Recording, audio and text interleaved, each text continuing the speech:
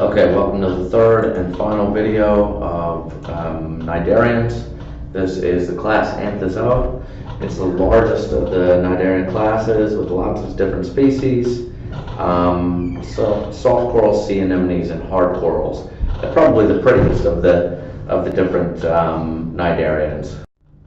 Okay, so we'll start with the first subclass that you'll need to know, Octocoralia. There we go.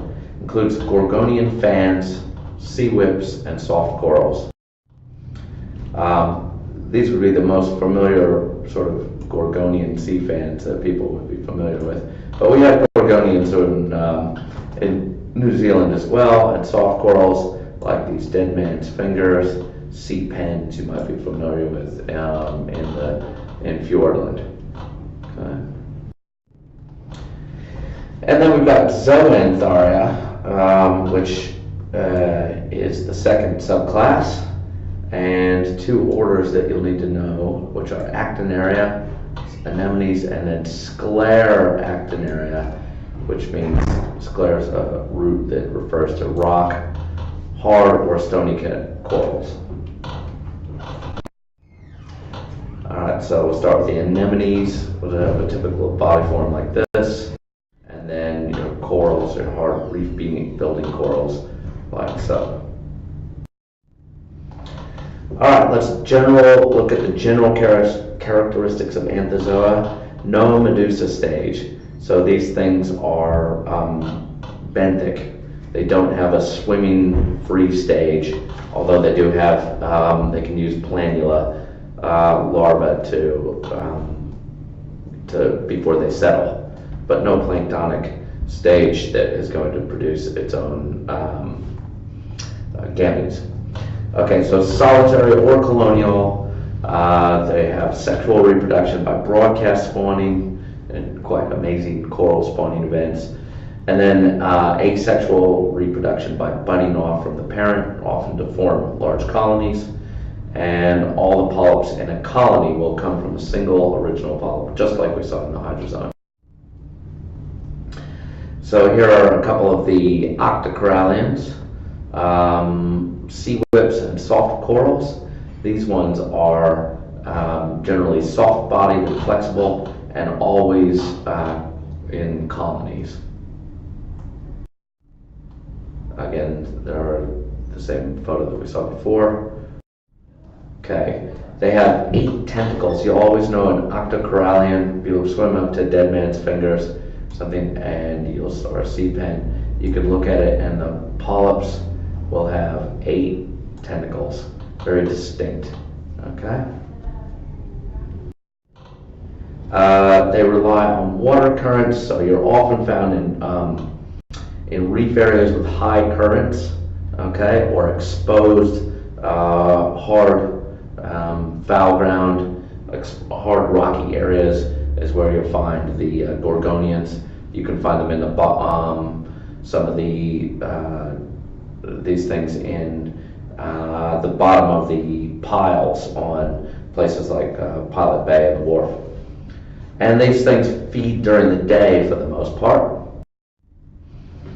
They're connected within the colony by tissue or masses of tissue called semenchyme, which are essentially tubules that go from one polyp to the next, and they are filled with mesoglea and are able to diffuse resources from one to the next. They also have neural nets that go from one part of the colony to the next. So if you poke say a dead man's finger on one side, all of the polyps will withdraw even on the other side. Okay, the internal calcareous skeleton composed of spicules or horny material derived from the mesoglea for support. So we've seen spicules in porifera, of course.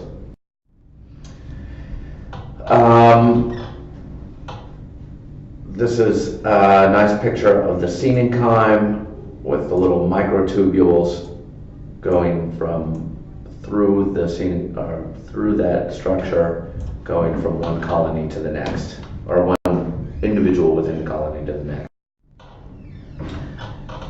Okay, so Anthazoa, they're the anemones and hard corals, and these generally always have 12 or more tentacles. So your anemones, if you look at them, usually have quite a lot of tentacles, and the same with the stony corals. So here's your typical sea anemone, and you can see quite a few tentacles in the order Actinaria, the soft-bodied of the Zoantharians. Okay, they don't have a skeleton, internal or external, and that's why they're soft-bodied, of course. They're solitary. They attach to the substrate by the pedal disc. We've already seen that, like the stolon in the generalized form of Cnidarians.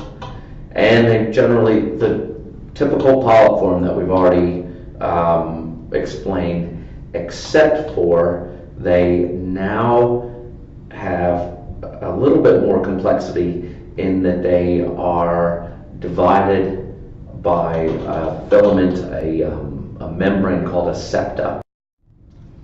So all the Anthozoa have these things called septa, and so what you can see here is this division right here. They're radially divided by these little curtains of membrane that compartmentalize the polyp.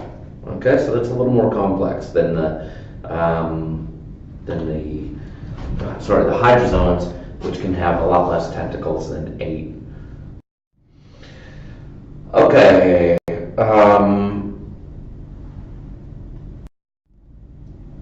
the stony corals, the Scleractinaria, so that you have this root meaning right here, meaning rock, or referring to rocky. Okay, these are the ones that reef build. They build huge reefs. So they can be they can be solitary polyps, and that's what we have in New Zealand, the cup coral, things like Flabellum rubrum, which are will leave a little stony polyp, but they don't build on top of each other or live in colonies, which build giant reefs. Okay, and that cup is called a theca.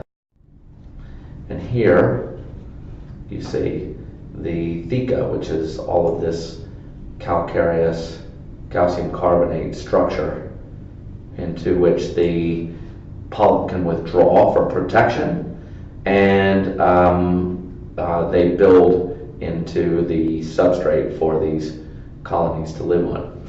And there's a nice video on the Moodle page that I've put up, which shows you how these theca are built. And here are a few of the different forms that these hard reef building corals can take. Here is what we have in New Zealand, which are the solitary cup coral.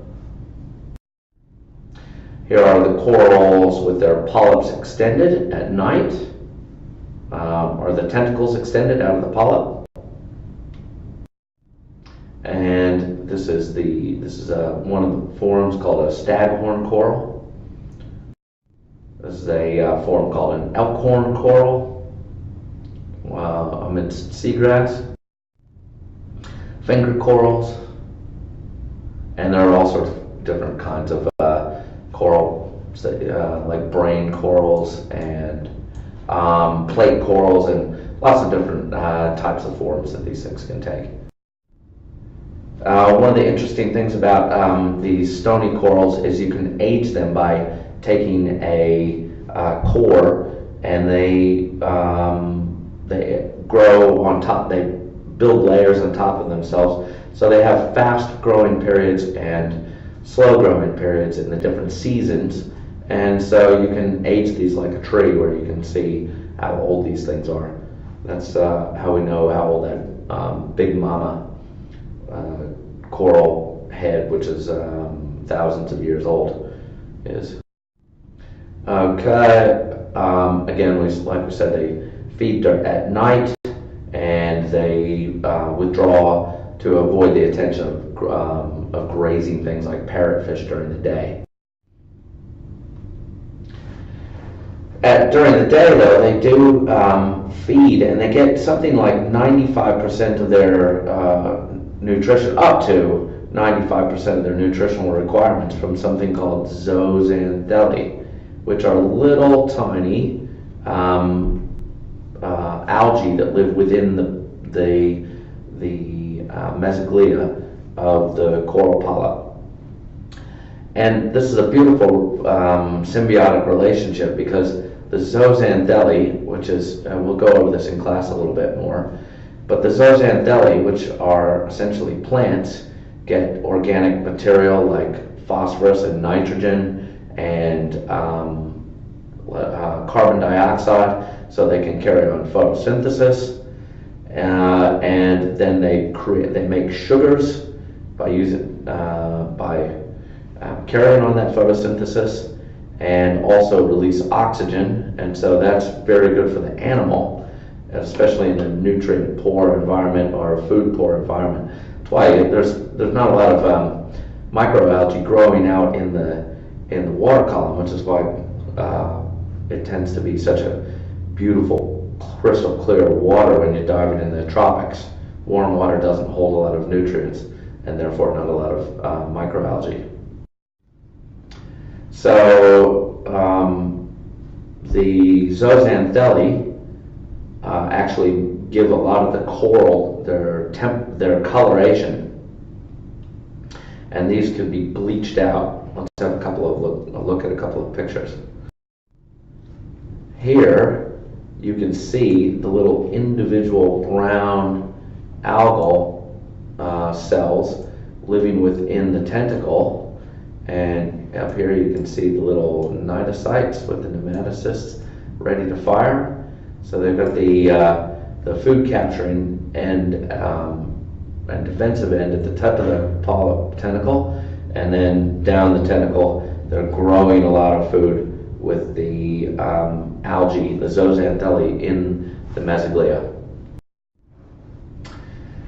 If bleaching occurs due to some stressor, like high temperature or pollution, sedimentation, that kind of thing, the coral will either expel the Zoantharia or consume the Zoantharia and then turn a brilliant white, since they've lost their coloration.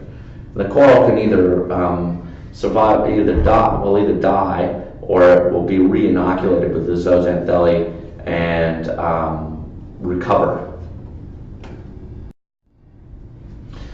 Reproduction is both sexual and asexual. They can asexually bud off new polyps to increase the size of the colony, or sometimes they do mass spawning, and there are videos of these mass spawnings that you can get on YouTube, or you can travel there yourself on full moons at a certain time of the year in November, and go and see these for yourself. It's quite an amazing spectacle.